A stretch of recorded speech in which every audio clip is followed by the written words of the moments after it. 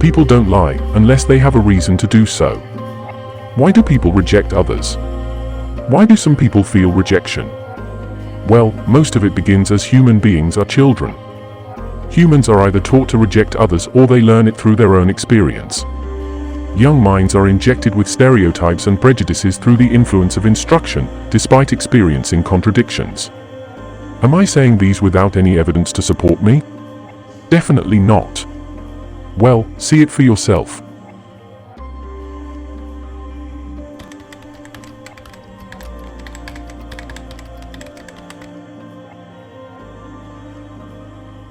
A total of 161 children from Grade 1, Grade 3, and Grade 5 were included in the study. The experimenter said that there are red and blue groups. Throughout the game, all the participants were assigned to the red group.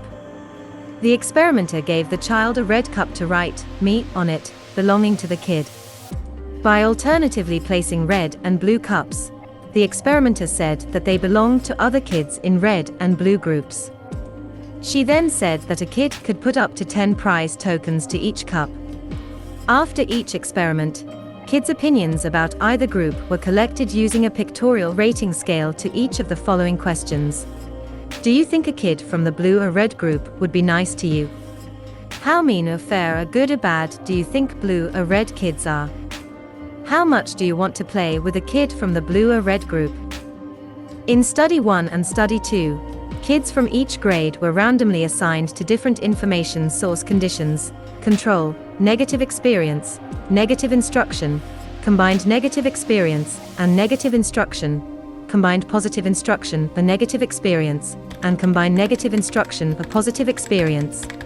As part of the experimenter pretended to fill the cups with tokens according to how the blue group kids did, as was told to the participants. Outside the kids' view, the experimenter left the tokens in the cups and asked the participants to look in the cups while the experimenter went away pretending to get something. Kids in the control condition were just told that the cups would be put away for the other kids to put the tokens. In the negative experience condition, the kid's cup was left empty. In the negative instruction condition, the participants were given a warning. Kids in the blue group are really mean to kids in the red group. You'll really notice how blues are mean to you. In the combined negative instruction or experience condition, the kids were first given the warning and then saw their cups empty. In the positive instruction or negative experience condition, the experimenter gave a positive message. Kids in the blue group are really nice to kids in the red group. You'll really notice how blues are nice to you. The child then saw that the cup was empty. In the negative instruction, a positive experience condition, the experimenter delivered the warning and let the child look at the cup with full 10 tokens. It was revealed that first graders tended to believe what they were told, even if what they were told did not match their personal experiences. However, the experiences of fifth graders influenced them more. That is, despite having a positive experience, young children evaluated the group more negatively when they were given negative instruction, and more positively when they received positive instruction, although the experience was negative. As all human beings dream, we also think and structure our understanding of the world in terms of narrative. Therefore, storytellers have a crucial role to play in children's lives.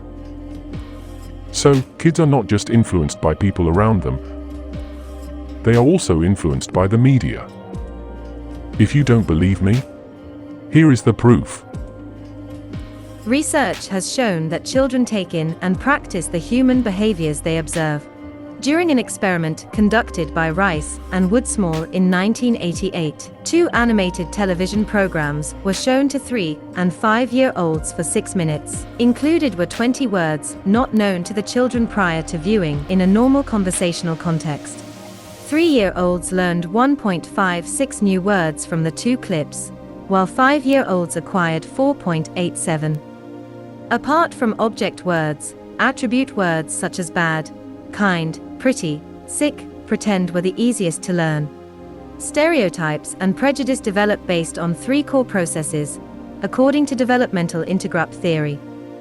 It explains the ways in which children, learn the value of some dimensions, such as skin colors, and not others like attached earlobes, categorize others into groups based on these dimensions, and develop stereotypes and prejudices about these groups. For example, after learning that gender is an attribute that is culturally important, kids categorize people based on this, similar to how we recite Jack is a boy and Jill is a girl.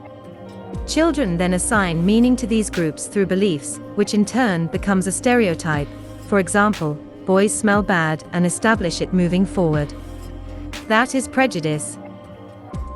One establishment we need to look at is Disney, who predominantly uses ethnicity, race and accents to represent characters in their animations. But even before Disney, stage actors built characters using language accents that reflected regional loyalty, ethnicity, racial alliance, or economic status. A question arises whether they have any bad intentions to have such an approach. Or was it just the same as any other talented artist impersonating another? In 1982, Kim Masters discovered an internal memo at Paramount, sent by Disney's former head, Michael Eisner. We have no obligation to make history. We have no obligation to make art. We have no obligation to make a statement. To make money is our only objective. This is relevant because a vast number of children are groomed through these visuals and taught to discriminate from a very early age, normalizing cultural, gender, and accent discrimination. Accents in animated cartoons over time revealed how linguistic stereotypes reflected national fears. Jewish peddler in Three Pigs and the wolf mirroring the anti-Semitic propaganda coming out of Germany in the same time period, Russian spy characters in children's cartoons in the 1950s and 1960s in Natasha and Boris from the Rocky and Bullwinkle show, Middle Eastern characters in the era of hostilities with Iran and Iraq. In Aladdin, the good guy's Aladdin, Princess Jasmine and her father talk like Americans, while all the other Arab characters have heavy accents. This pounds home the message that people with a foreign accent are bad. Despite being set in France, The Hunchback of Notre Dame lacked French accents, but the voice actors portraying the dark-skinned Romani displayed inconsistent and unidentifiable language 2 characteristics. Characters with a Southern accent, or those who speak African American vernacular English, appear as animals rather than humans. Both the biological genders are discriminated against in terms of their personalities, lifestyle, and life choices. For the female characters, the most important roles in life are to be wife and mother. As most common behaviors, a study has shown that out of 32 characters, only 9 male characters were kind and only 8 male characters were caring out of 25 characters. People in power are forcing behaviors they want by including age-inappropriate content in kids' videos and in their classrooms. Do you realize that the media and these agendas are actually distractions when there are real problems to be dealt with? Something you should think about.